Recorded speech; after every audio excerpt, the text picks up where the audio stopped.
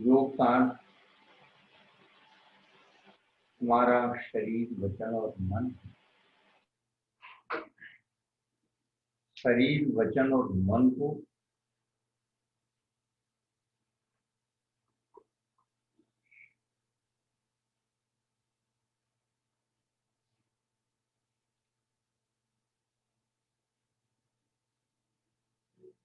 शरीर, वचन और मन को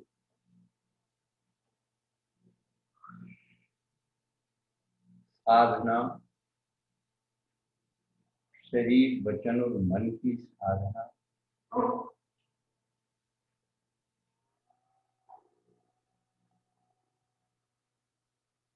योग।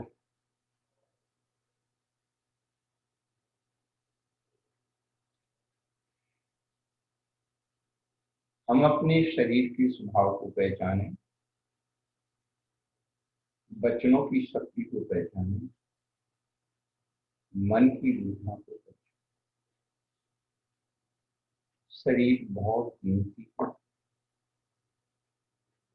ये मनुष्य जीवन का शरीर एक परमात्मा की पर्याय है। इसी पर्याय से परमेश्वर की तत्वता। वचन बहुत कीमती, कभी चिंतन करके देखो।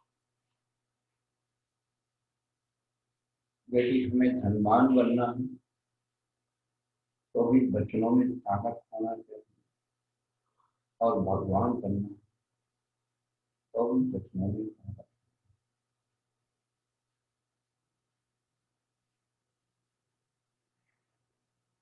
वचनों से ही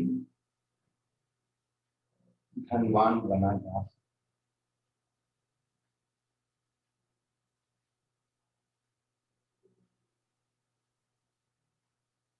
कौन बनेगा करोड़पति की 15 प्रश्नों के उत्तर सही सही दीजिए, आप धनवान बन जाए। और जिन्होंने भगवान की वाणी को बिल्कुल सही सही अपने अंदर उतार, भगवान बन जाए। भगवान बनने के लिए कुछ नहीं करना है। भगवान बनने के लिए करने के लिए कुछ है ही। जिस दिन वाणी अपने अंदर उतर जाएगी, अपने आप भगवत्ता उद्घाटित हो जाएगी। जैसे सही प्रश्नों का उत्तर देने से आप धनवान कहलाने लगेंगे। आपने कुछ किया ही नहीं, बिना ऐसे ही जनन भगवान की वाणी जब अंतर में उतर जाएगी, तो अंतर में उतरने का मतलब है कि कुछ करना नहीं है। कि शरीर, वचन, मन, तीनों का परिवर्तन भगवत्ता में अवतरित हो जाएगा। समझ में आ जाएगा कि हमें क्या करना है। अभी तो दबाव से करते हैं, कहने से करते हैं, फिर वहां कोई दबाव नहीं, किसी का कोई कहना नहीं। आपका भगवत गुण अपने अंदर।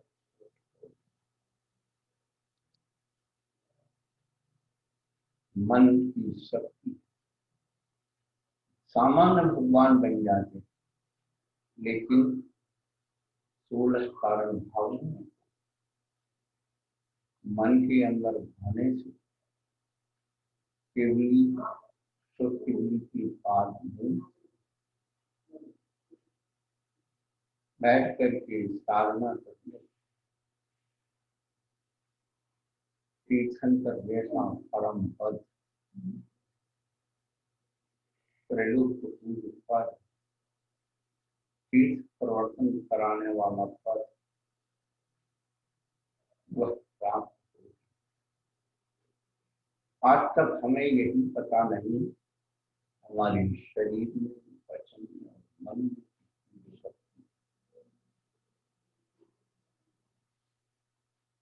हमारा शरीर औदारिक शरीर से ही कर्म काटने की प्रक्रिया प्रारंभ हुई। संसार के और कोई शरीर में वह ताकत नहीं, शक्ति नहीं।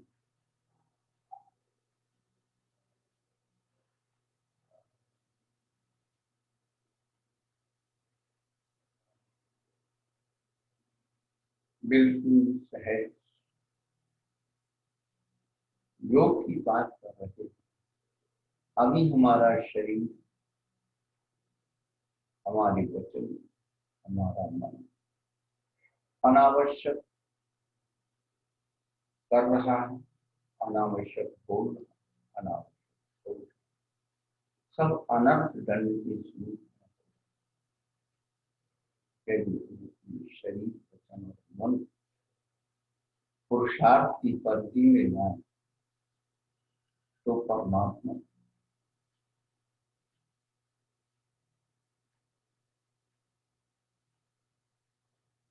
शरीर, वचन और मन के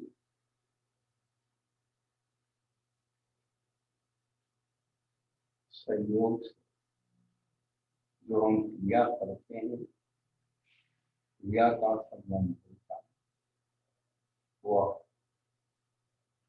योग, शांत, आश्रय, उसी कर्म का आश्रय होता है, वही आश्रय आश्रय तो होता है, लेकिन शोभा पुण्य से शोभा पाप, शुभ से पुण्य का आश्रय होता है और अशुभ से पाप का आश्रय।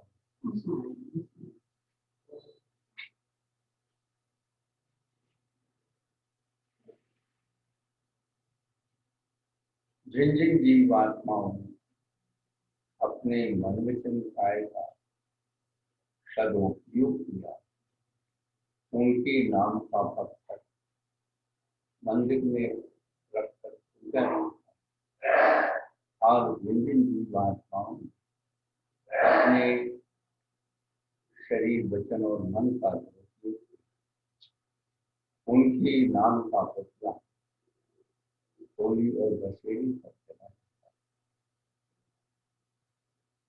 करना ही कुछ नहीं, केवल इतना चिंतन करना कि हम अपने शरीर, वचन और मन की दिशा सही दिशा में कैसी परिवर्तन,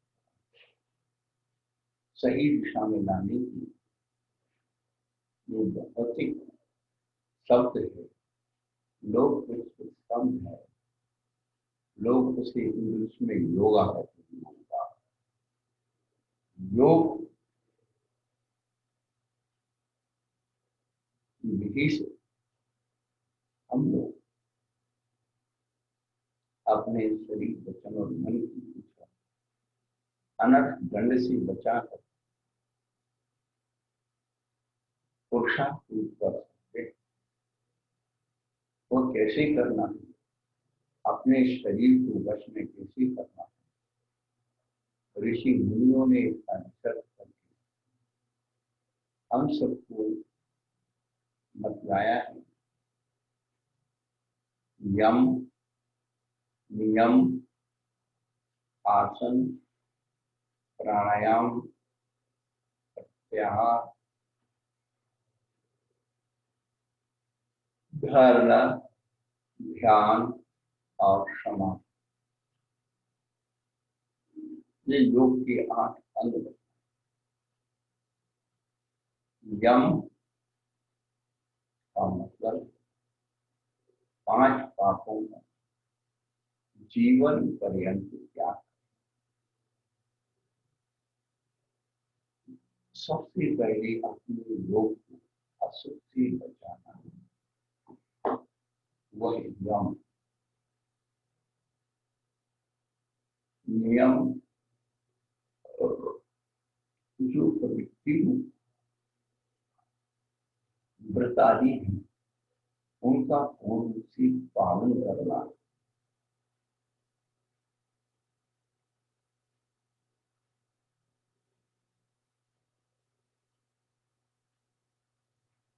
एक देश त्याग को नियम करते।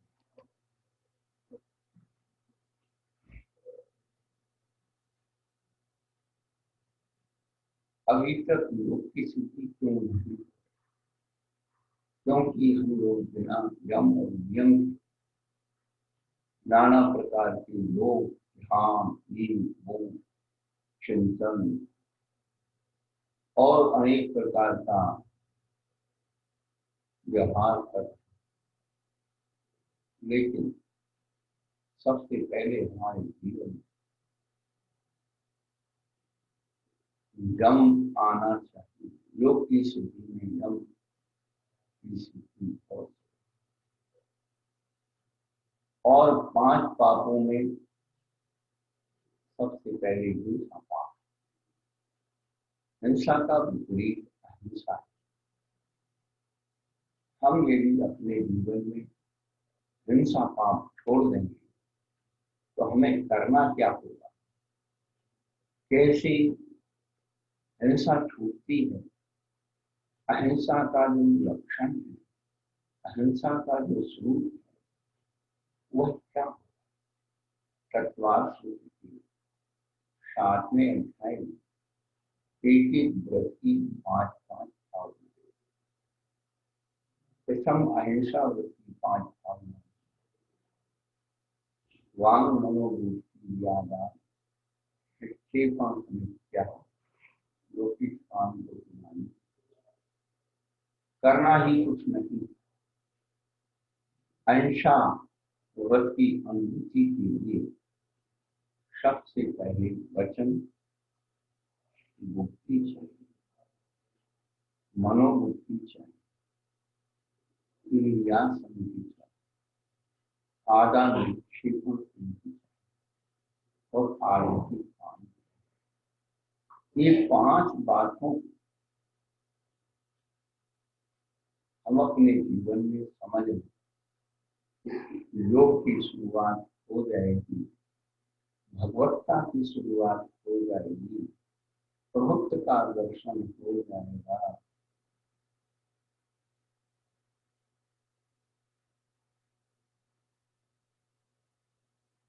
सबसे पहले हम वचन बुद्धि, यहाँ व्रत रूप में वचन बुद्धि का मतलब अशुभ ना बोले,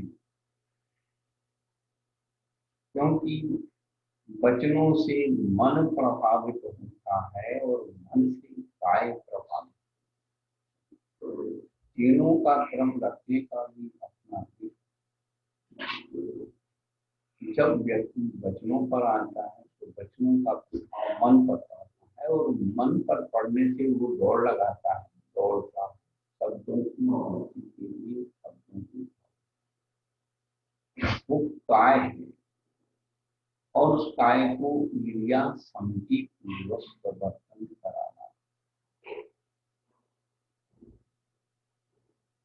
और किसी भी वस्तु को अच्छी तरह से देख सोच के रखना और खाना, ये 4 भावनाएं अहिंसा को पुष्ट करती हैं। और 5वीं भावना अलौकिक काम। रात्रि भोजन करने से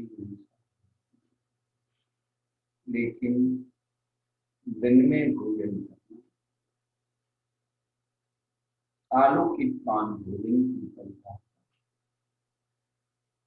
परंतु ऋषि मुनियों का चिंतन अकेले दिन में भोजन करना अलौकिक पान भोजन।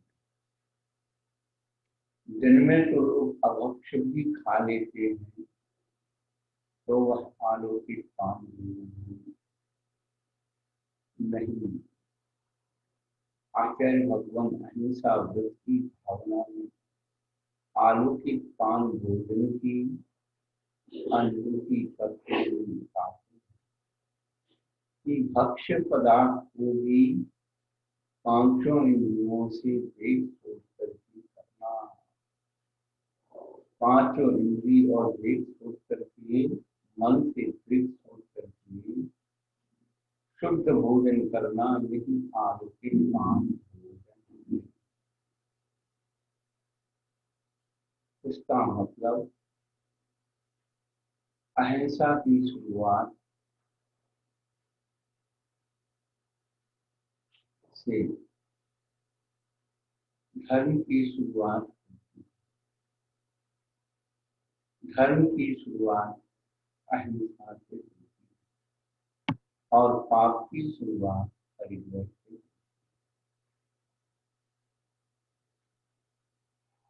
हम भोजन को पांचों इंद्रियों से देख सोच करके करें, इससे हमारी चेतना प्रमाद रहित होगी। शुद्ध भोजन करने से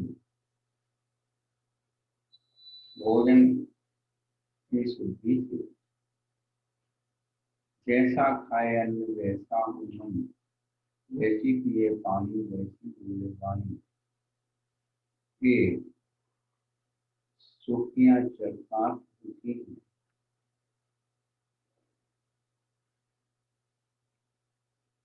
अन्न का मन से, पानी का वाणी से संबंध दिखाया गया है।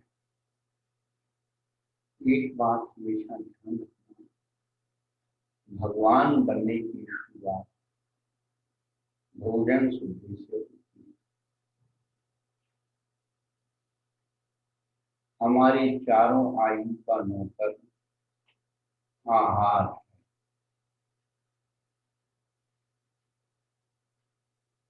जो साबुत जीवों को निगल जाती, नियम से न खाएंगे। जो जीव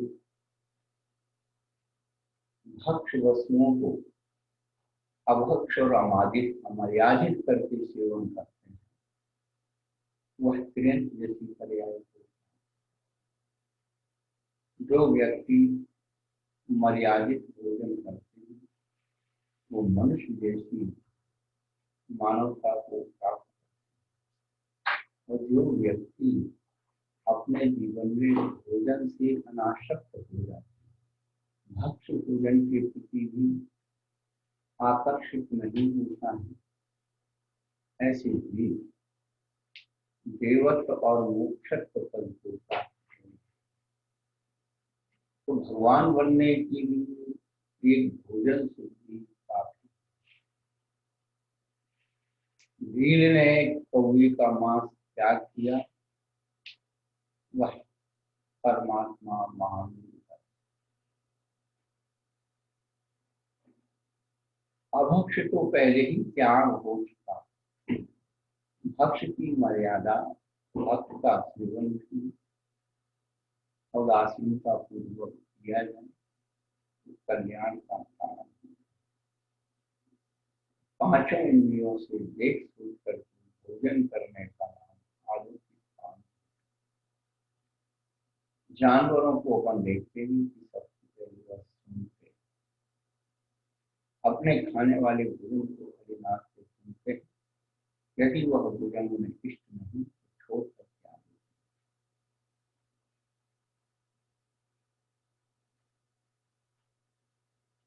हम भी अपने भोजन को सुनें, देखें या सुनें, क्रम को आगे पीछे किया जाता है। देखने में खाने वाला भोजन देखने में अच्छा लगना चाहिए, सुनने में अच्छा लगना चाहिए, छूने में ना अधिक गर्म ना अधिक ठंडा होना चाहिए।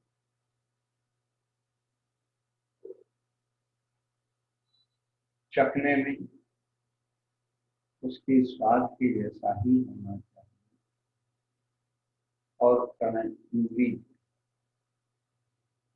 भी कथा ना सुनते हुए भोजन, भक्ष्य पदार्थों के नाम अर्थ जैसे नहीं रखना। नमकीन चावल को पुलाव नहीं कहना, पकौड़ी सब्जी को कोफ्ता नहीं कहना। और भी तमाम मांसाहारी व्यंजन पकवानों के नाम शाकाहारी भोजन में नहीं लाना।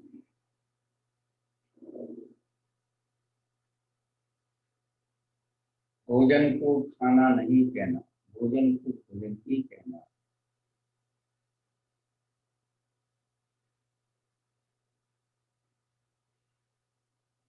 पनीर को पनीर टिक्का या शाकाहारी कबाब कबाब के रूप में उसे नहीं कहना, क्योंकि ये मांसाहारी शब्द।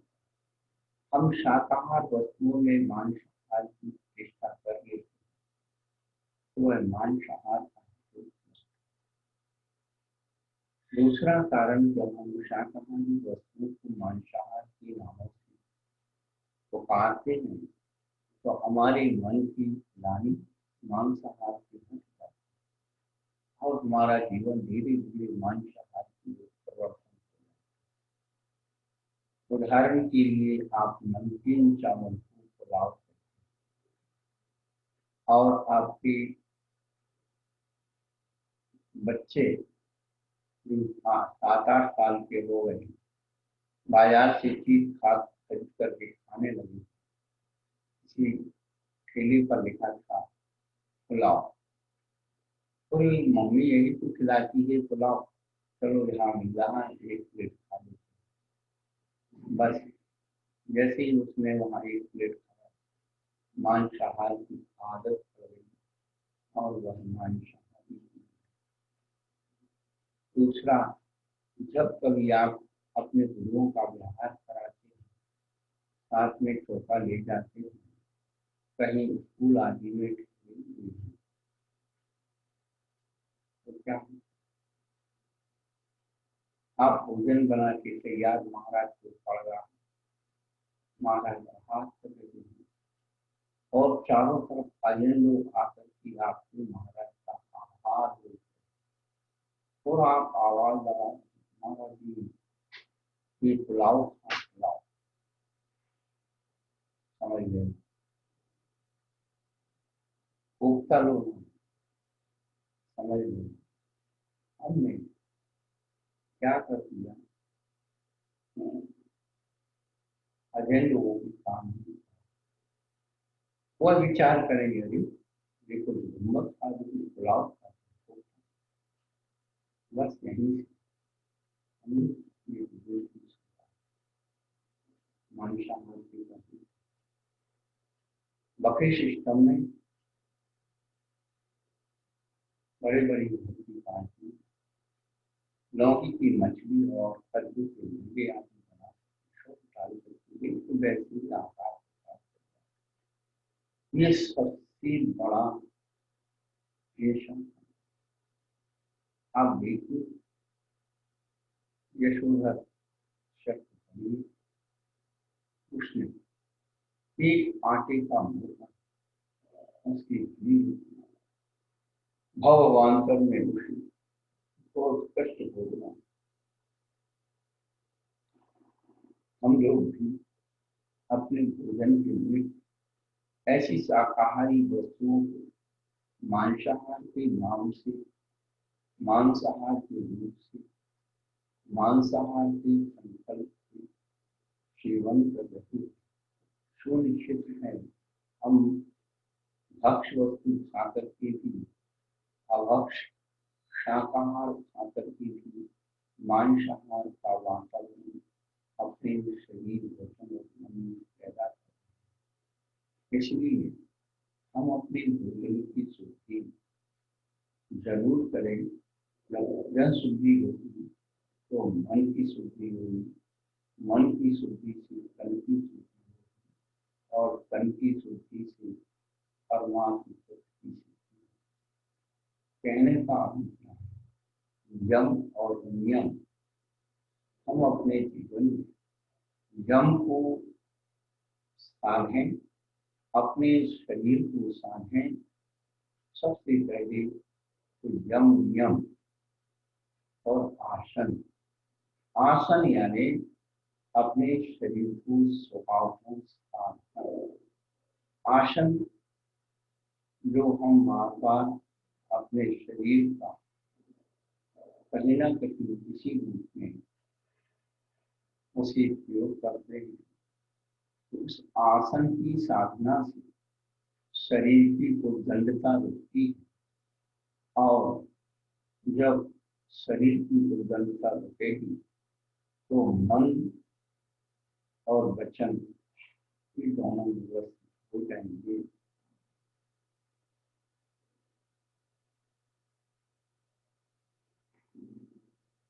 बारह कपों में 6 बहिरंग तप, 6 बहिरंग तपों में अनशन, अवमौदर्य, वृत्ति परिसंख्यान और रसपरित्याग, ये 4 तप भोजन के।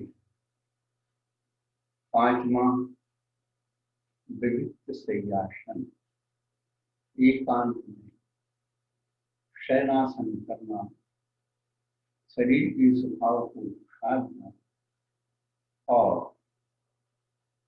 काय क्लेश आसन के द्वारा स्वीकृत शरीर में जो पीड़ा होती है उस पीड़ा को ज्ञान के द्वारा सहन करना काय क्लेश नाम का।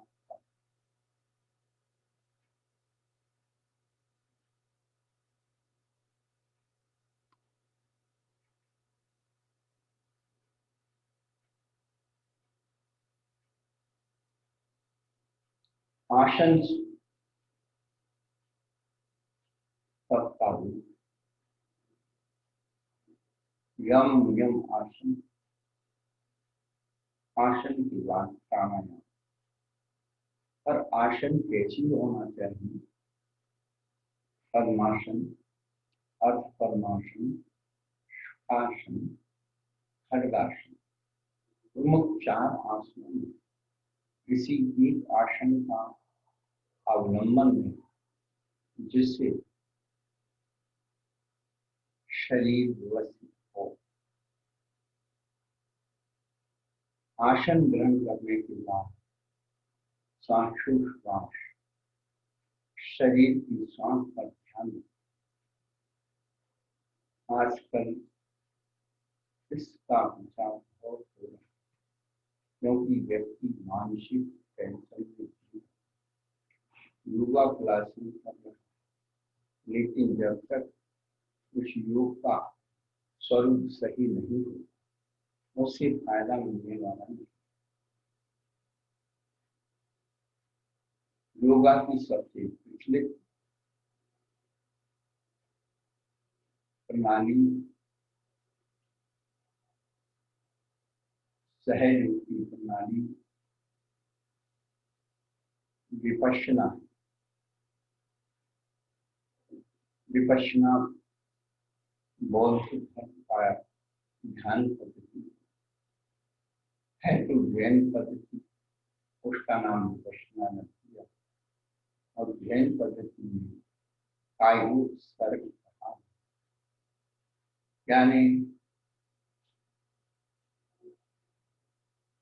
श्वासोच्छ्वास के सहारे पंच नमस्कार महामंत्र का जाप 9 बार कर लेना कायिक सर्ग। आप लोग भी अपनी पूजा में पंचगुरु भक्ति, शांति भक्ति, चैत्र भक्ति, शांति भक्ति, समाधि भक्ति आदि उसमें विज्ञप्ति के द्वारा कायिक सर्गम कर्म तो वास्तव में हम अपनी शरीर वचन और मन की दिशा कायिक सर्ग पर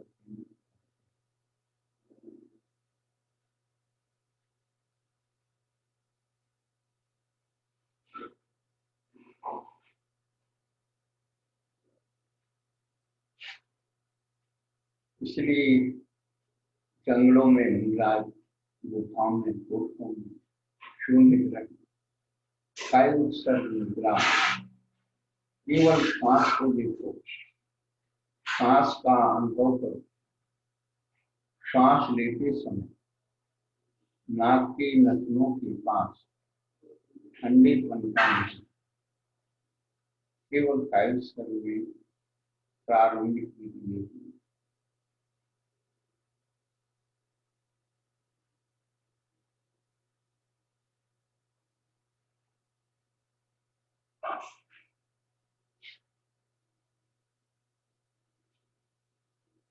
प्राणायाम यानी विपश्यना, विपश्यना यानी श्वास को साधना।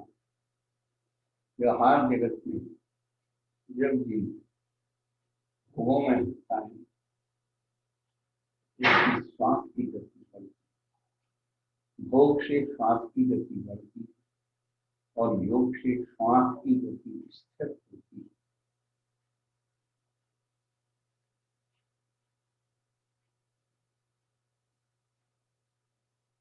आसन से श्वास व्यवस्थित, स्वभाव व्यवस्थित होता है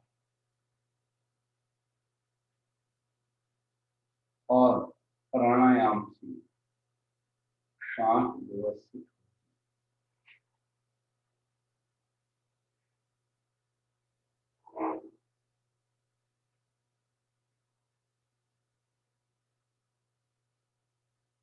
केवल देखना है, श्वास को देखो, श्वास का अनुभव करो। नाक से श्वास लेते समय नाक के पास ठंडे पन का अनुभव करो, जैसे पिपरमेंट या कपूर सूंघते हो। ऐसे ही सहज शुद्ध श्वास को नाक के द्वारा सूंघने की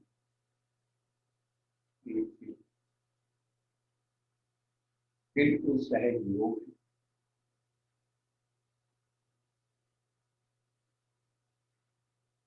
प्राणायाम श्वास की प्रक्रिया को साधना, श्वास श्वास में प्रभु का योग, वृथा श्वास मत को ना जाने श्वास का होना आवन हुए।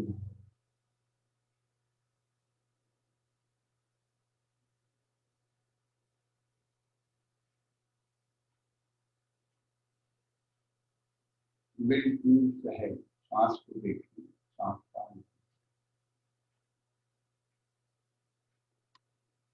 श्वास के बाद, प्राणायाम के बाद प्रत्याहार, ध्यान की सामग्री। हमारे पास अनादिकाल के संस्कारों के विचार अंदर जन्म लेते हैं, उत्तेजित करते हैं, लेकिन आत्मयज्ञ के लिए ध्यान की सामग्री प्रत्याहार, जो पूर्ण रूप परमाणु को धारण करते हैं, ऐसे पंच परमेश्वर के स्वरूप को, उनके मंत्र को जपो और ध्यान दो। इसका नाम प्रत्याहार। उसका क्रम बनाए, वह धारणा, उसे याद रखें और धारणा से भी जब विकल्प हट जाता है तो वहां ध्यान की स्थिति होती है। इस प्रकार योगा की 8 अंगों से हम अपने शरीर, वचन और मन को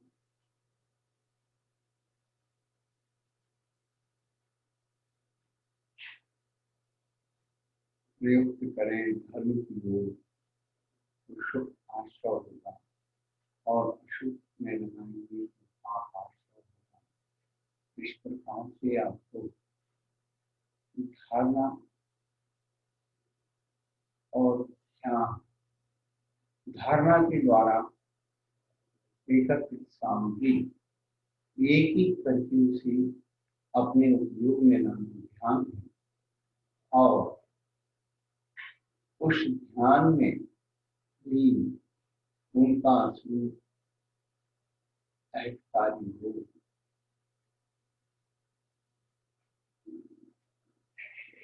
वह छोड़ देना, ध्यान के बाद समाधि। उस सामग्री में भी उदासीन होकर के अपने आप को साध लेना, निर्विकल्प हो जाना, परमेश्वर की स्वरूप का भी चिंतन ना हो, जहाँ हम अपने स्वयं के अंदर आ जाते हैं, वही हमारा समाधि का। इस प्रकार से हम यम, नियम, आसन, प्राणायाम, प्रत्याहार, धारणा, ध्यान और समाधि, इन 8 सूत्रों को अपने अंदर फॉलो करें, अपने अंदर विचार करें, तो आप भी स्वस्थ रहेंगे, आपका परिवार भी स्वस्थ रहेगा और आपकी समाज भी। सहज योग जरूरी है। विश्व में हठ योग बहुत होते हैं, लेकिन सहज योग की अनुभूति सहज होती है। तो हम लोग प्रतिदिन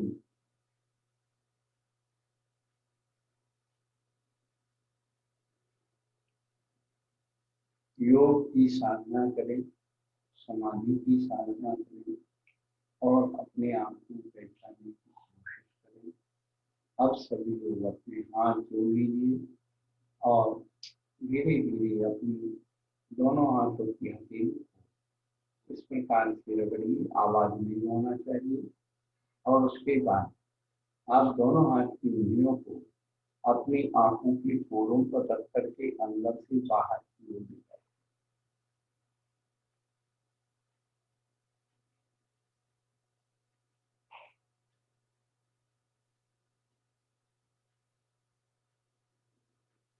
और अब दोनों हाथ की हथेलियों को आंखों की भौहों पर रख करके अंदर से ले जाकर के बाहर की तरफ ऐसे करके कनपटी, ये जो हिस्सा है इसको आप ऐसे दबाइए, ऐसे ले जाकर ऐसे दबाइए। इससे आपकी मानसिक बीमारियां दूर होंगी और आपकी नई ऊर्जा और चेतना मिलेगी। अब दोनों हाथ की उंगलियों को खड़ा इस प्रकार से रख करके आज्ञा चक्र पर रख करके धीरे धीरे दबाते हुए और पीछे चोटी तक ले जाए।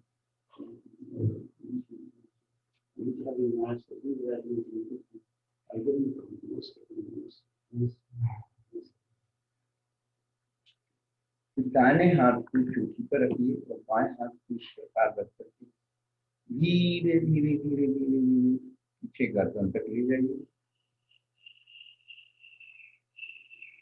इस तरह हर स्थान पर लगभग 5 बार तो तुमको करना है और अधिक से 10 बार 15 बार भी कर सकते हैं कम आपके समय में। अब दोनों हाथ की हथेलियों को आप कंधों पर लाइए और कंधे से धीरे धीरे दबाते हुए अपने कोहनी तक आइए।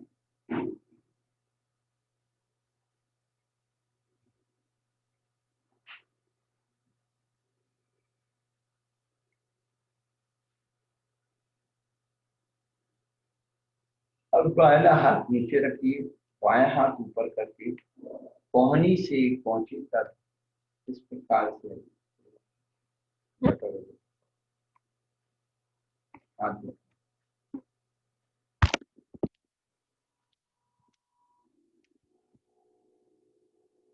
अब जो है बाएं हाथ को नीचे कर लीजिए, दाएं हाथ इस प्रकार करके कोहनी से पहुंचे तक आप आएंगे।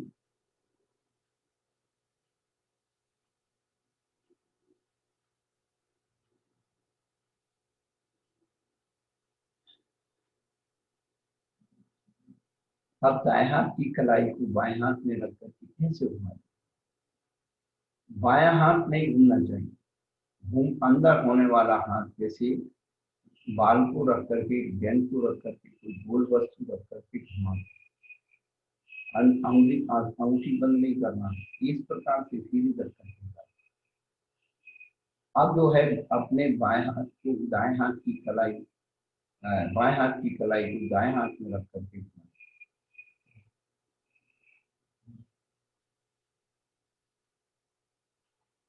इसकी रगड़ लगना चाहिए, ये जिससे हम दबा रहे हैं, दाएं हाथ की उंगलियों की अंगूठी की रगड़ कलाई में लगना चाहिए। अब दाएं हाथ की उंगलियों को ऐसे रख करके कवल बना के बाएं हाथ के अंदर रखिए नाखूनों को और ऐसे रगड़िए। इस प्रकार रगड़ने से शरीर के अंदर गर्मी उत्पन्न आती है। सर्दी के दिन में यह आसन बहुत अच्छी है। आपको कहीं भी सर्दी लग रही है, आप अपने दाएं हाथ की उंगलियों को बाएं हाथ में रख करके उन नाखूनों को ऐसे रगड़िए। उसी प्रकार से बाएं हाथ की नाखूनों को दाएं हाथ में रख करके उसे रगड़िए। आपके शरीर में उष्णता आ जाएगी। आपको शरीर में जो है सर्दी नहीं सताएगी। ये हमारे प्राचीन काल के सारे नुस्खे हैं, हम सब भूल गए। अब दोनों हाथ की हथेलियों को इस प्रकार से गले के पास रख करके धीरे धीरे धीरे नीचे कर लाए। ऐसे करने से सारी पसलियां हैं, हार्ट है, फेफड़े हैं, इन सब पर वह ऊर्जा पहुंचती।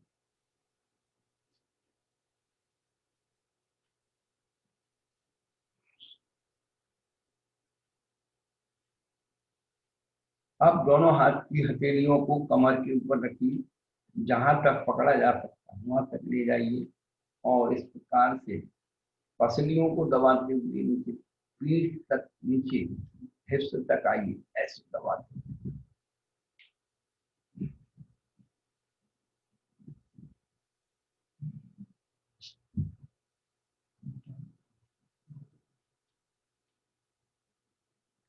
अब दोनों हाथ की उंगलियों को पीछे रीढ़ की हड्डी पर स्पर्श करिए और जहां तक आप छू सकते हैं दोनों हाथ से रीढ़ की हड्डी को स्पर्श करते हुए नीचे तक आइए।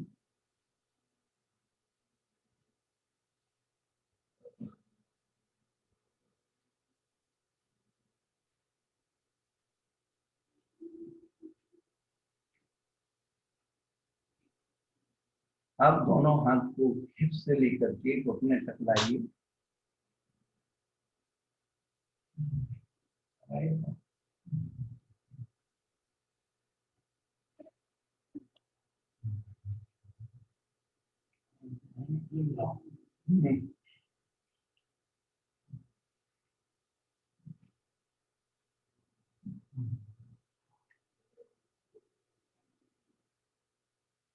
अब दोनों हाथों की हथेलियों को इस प्रकार घुटनों पर घुमाइए।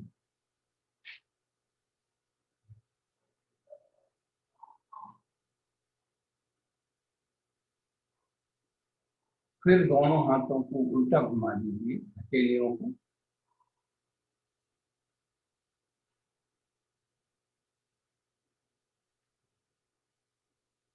अब अपने आसन को खोल लीजिए और अपने दोनों पैरों को अपने सामने खड़ा कर लीजिए। ये सबसे अच्छी बात है कि जब अपन उठते हैं आसन छोड़ करके तो अपने बांटा नहीं आता है, शरीर में कोई झुंझलाहट नहीं आती, धुंधली नहीं आती है। और पैर घुटने से लेकर के और एड़ी तक आप इस प्रकार से ले जाइए नीचे की तरफ। थोड़ा दबाव लगा करके कुंडली पर ले जाइए। इससे आपकी जो है शरीर की पूरी मालिश हो जाती है। अब आप अपने दोनों हाथों को घुटनों के अंदर कर लें, कोहनी को अंदर कर लें और दोनों हाथ की अंगूठी अंदर की तरफ, अंगुलियां बाहर की तरफ, और एड़ी के पीछे वाली जो हड्डी है मोटी, उसको अंगूठी से दबाते हुए अंदर से बाहर की तरफ ऐसे आए। तो आप देखेंगे कि पूरे शरीर का वजन इन दोनों हड्डियों पर होता है। जब ये आपके शरीर में थकान हो, आप इस प्रकार की आसन करके और अपने शरीर की थकान को दूर कर सकते हैं।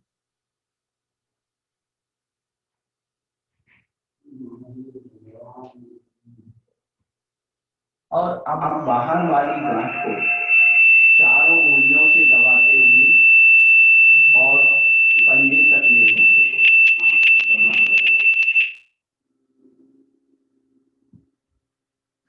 बाहर वाली गांठ को चारों उंगलियों से दबाते हुए और पंजे की उंगलियों से ओम की ध्वनि को आप गाइए।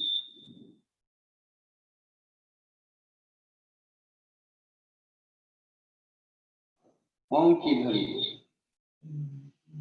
बुझाइए, इसे अनहद नाद कहते हैं। इससे ब्रह्मरंध्र तालुरंध्र में वाइब्रेशन पैदा होता है और हमारे शरीर के जो मस्तिष्क है वह स्वस्थ होता है, दिमाग के विकार नष्ट होते हैं, सोई हुई शक्ति ऊर्जा जागृत हो जाती है, मानसिक टेंशन बीमारियां दूर होती हैं और जो डिस्चार्ज सेल हो गए हैं वो सब चार्ज हो जाते हैं। तो नाक से गहरी सांस भर करके बिल्कुल धीरे धीरे ओम की ध्वनि नाक से निकालना है।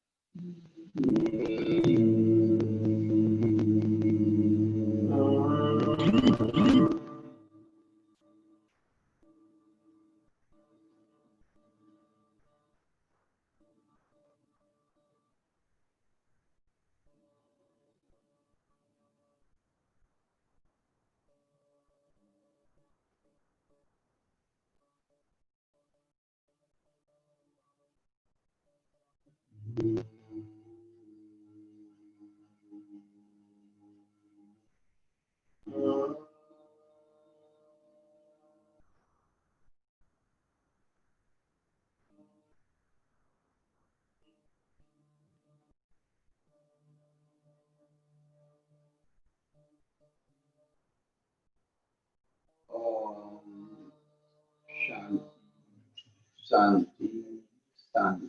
इस प्रकार से प्रतिदिन अपने दैनिक जीवन में अपने लिए, अपने शरीर के लिए, अपने बच्चों के लिए, अपने मन के लिए कम से कम 1 घंटा प्रतिदिन दें, जिससे हमारी दैनिकचर्या बिल्कुल व्यवस्थित हो। प्राचीन काल से ही ऋषि मुनि इस योगा का महत्व बतलाते आए हैं। योगी व्यक्ति मन वचन कार्य से इस योग की साधना करते हैं, वह अपने शरीर को परिशुद्ध करके परमात्मा बनते हैं। हम लोगों को यदि परमात्मा बनने की इच्छा है तो करना ही कुछ नहीं, ना कोई पैसा खर्च करना, ना कोई आपको किसी स्थान विशेष पर जाना है, केवल भगवान बनने के लिए भोजन शुद्धि, रोटी और बेटी की शुद्धि हमें परमात्मा पर दिलाएगी। आज वर्तमान में व्यक्ति रोटी और बेटी अशुद्ध होने के कारण वह भटक रहा है। परमात्मा बनना है तो परमात्मा की चर्या को और ओम शांति।